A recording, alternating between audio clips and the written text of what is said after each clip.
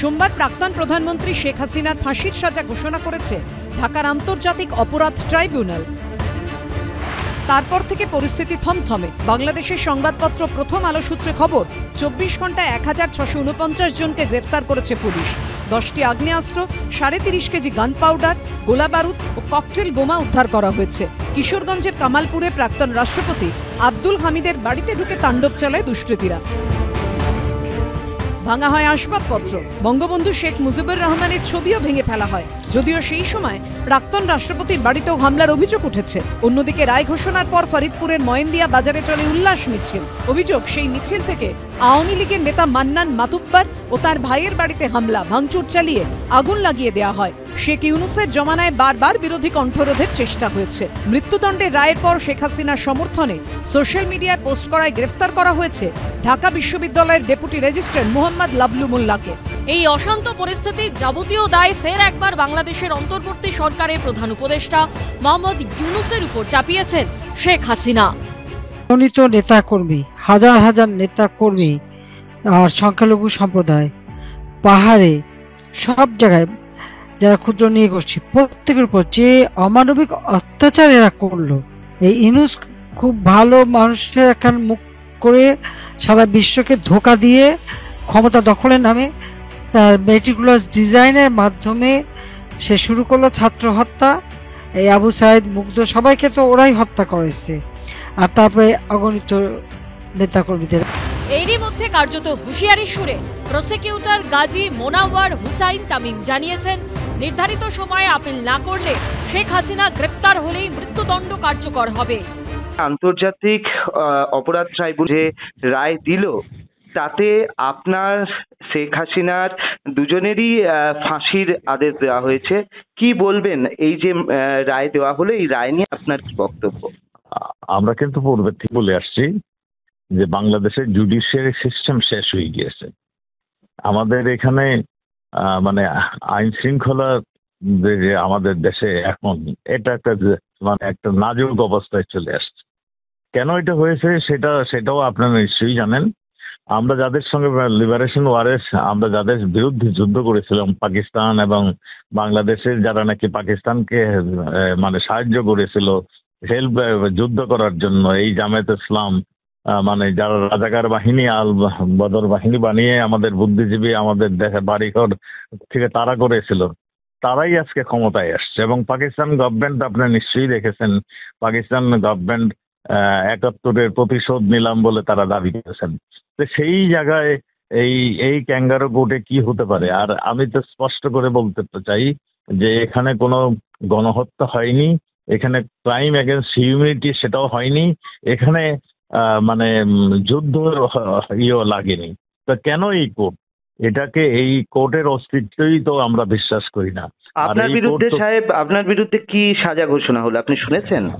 আমি শুনেছি, আমি এখনো কাগজপত্র তো পাইনি, শুনেছি যে মানে ওটাকে ফাঁসির দণ্ড দেয়, এটা তো দিবেই, এটা তো আমরা জানি। এর জন্যই যাতে করে আমাদের বাংলাদেশে আওয়ামী লীগের নেতারা, আওয়ামী লীগের প্রধানমন্ত্রী আমাদের বঙ্গবন্ধু কন্যা যাতে না যেতে পারেন এবং না ফিরতে পারেন, তারই একটা পাকাপোক্ত বন্দোবস্ত করার জন্যই এটা হয়েছে।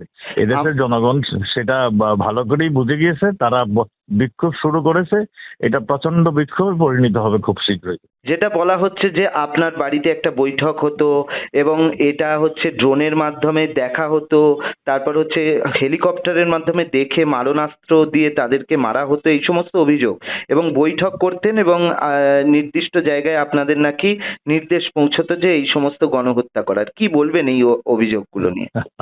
শুনুন, এটা হাস্যকর বিষয়। আমাদের যখন নাকি আমার বাসায় বৈঠকগুলি হতো, এটা একটা অফিসিয়াল বৈঠক, আমি নিজে তো বৈঠক ডাকতাম না, সেখানে আমাদের স্বরাষ্ট্র সচিব বৈঠক ডাকতেন। এই বৈঠকে আর্মির সেনাপ্রধানের একজন representative brigadier Moin, most probably না তার নামটা মঈন, আমার সে 100% শিওর না, একজন ব্রিগেডিয়ার আসতেন, একজন ডিজিএফ এর চিফ আসতেন, এনএসআই এর চিফ আসতেন, ইন্টেলিজেন্স 2 ইন্টেলিজেন্স, এসবি চিফ আসতেন, এই 3 নাম্বার ইন্টেলিজেন্স, এবং এই আইজি থাকতেন, আমাদের বর্ডার গার্ডের চিফ থাকতেন, এবং আমাদের মানে সমস্ত বাহিনীর প্রধানরা এখানে থাকতেন, আমাদের সেক্রেটারি সাহেব থাকতেন এখানে। মানে আমাদের সেই সময় আপনার মানে ওটাকে কি বলে, আমাদের কারফিউ দিতে হয়েছিল এই ক্রাউড মেনটেন করার জন্য। সেটাও আপনারা জানেন। সেই প্রতিদিন কি ঘটনা ঘটছে এবং কোথায় কি হচ্ছে এটা নিয়েই মিটিংটা হতো। এটা মিটিং কাউকে হত্যা করার জন্য কিংবা কোনো নির্দেশনা দেওয়ার জন্য নয়। কিন্তু মূল প্রশ্ন হচ্ছে, আদৌ কি ভারত শেখ হাসিনাকে বাংলাদেশের হাতে তুলে দেবে? বাংলাদেশ ইতিমধ্যেই হাসিনার প্রত্যর্পণের জন্য ভারতকে চিঠি দিলেও এ নিয়ে স্পষ্ট করে কিছু জানায়নি নয়াদিল্লি। আর মোহাম্মদ ইউনূস যখন হাসিনাকে চাপে ফেলতে একের পর এক কৌশল নিচ্ছেন, তখন পাল্টা তাকে তুলোধনা করেছেন হাসিনা। আমার অপরাধটা কি সেটাই তো আমি জানি না। আমার উপরে নানা ধরনের অপপ্রচার চালালো, সেই যুগ যুগ ধরে প্রায় 10-20 বছর ধরে খালি অপপ্রচারই চালাচ্ছে। কিন্তু দেশের মানুষের কাছে আমি কৃতজ্ঞতা জানাই যে অপপ্রচারটা কান দেয়নি। হ্যাঁ, মুষ্টিমেয় লোক তারা নেমে পড়েছিল, তখন শুধু বলছিলাম যে আমি যখন থাকবো না তখন দেবে দেশের অবস্থা কি হয়। ঠিক তাই হলো। খুনি ইউনূসের তো দেশ চালানোর কোনো যোগ্যতাই নাই।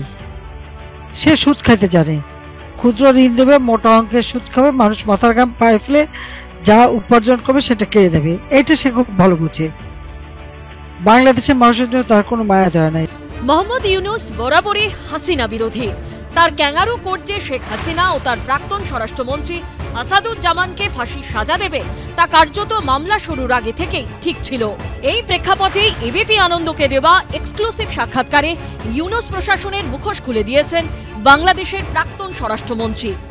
রায়ের পরিপ্রেক্ষিতে এই বর্তমান তত্ত্বাবধায়ক সরকার এবং তার যিনি প্রধান, কি বলবেন তাকে নিয়ে? আমাদের মাননীয় প্রধানমন্ত্রী কিন্তু তাকে চিনেছেন আগেই। আমাদের দেশের লোক কিন্তু এখন চিনল তাকে। তিনি এত ক্লেভার, এত কানিং, মানে টাকা কিভাবে বানাতে হয় এইটাই সে জানে। তাকে দেওয়া হয়েছিল নাকি শান্তির জন্য মানে পুরস্কার। আমরা সেখানে প্রশ্ন আসতে না না আমাদের এখানে তিনি পরিচিত একজন বড় মাপের সে সুদের ব্যবসা করতেন এবং সে সুদ মানে টাকা লগ্নি দিয়ে কিভাবে কি অত্যাচার করে টাকা উদ্ধার করতেন সেটাও এদেশের লোক জানেন। এবং সেই জন্যই তাকে তার সম্বন্ধে এদেশের লোকটাকে আর বলতে হবে না। তাকে আমরা 111-এর সময় দেখছি সে নতুন একটা পার্টি ফর্ম করে -2 ফর্মুলায় সে মানে আমাদের দুই নেত্রীকে দেশের থেকে বের করে দিয়ে রাজিত্ব করবেন। তখন থেকেই তার চিন্তা ছিল, তার চেতনা সেইটাই ছিল। সেটাই তার হাতে যখন অগাধ অর্থ আসছে সেই অর্থ ব্যবহার করে একটা সুন্দর, সে নিজেই তো বলেছে এটা ওয়াজ এ মেটিকুলাস প্ল্যান, এবং সেইটাই আজকে শেষ করেছে। আপনি তো এখন বাংলাদেশে নেই, তাহলে এখন কি হবে পুরো ব্যাপারটা? আপনি কি কোথায় আবেদন করবেন? আমি বাংলাদেশে নেই, আমাদের প্রধানমন্ত্রীও নেই।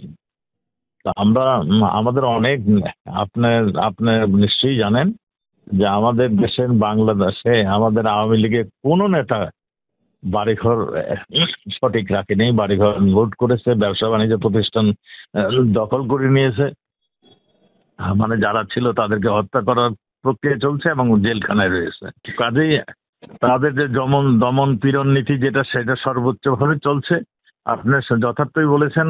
আমিও বাধ্য হয়েছিলাম সেপ্টেম্বর মাসে দেশ ত্যাগের জন্য, এবং আমি এটাই মনে করি যে আমরা আবার ফিরে যাব। আমরা নিশ্চয়ই আমরা জনগণের সঙ্গে কাঁধে কাঁধ মিলিয়ে এই ষড়যন্ত্রকে আমরা মোকাবেলা করব। অগস্টে ছাত্র আন্দোলনের সময় ধানমন্ডিতে শেখ মুজিবুর রহমানের বাড়িতে ভাঙচুর চলেছিল। সোমবার রায় ঘোষণার পর অবশিষ্ট স্মৃতিটুকুও উপড়ে ফেলার চেষ্টা করে বিক্ষোভকারীরা। এবিপি আনন্দ।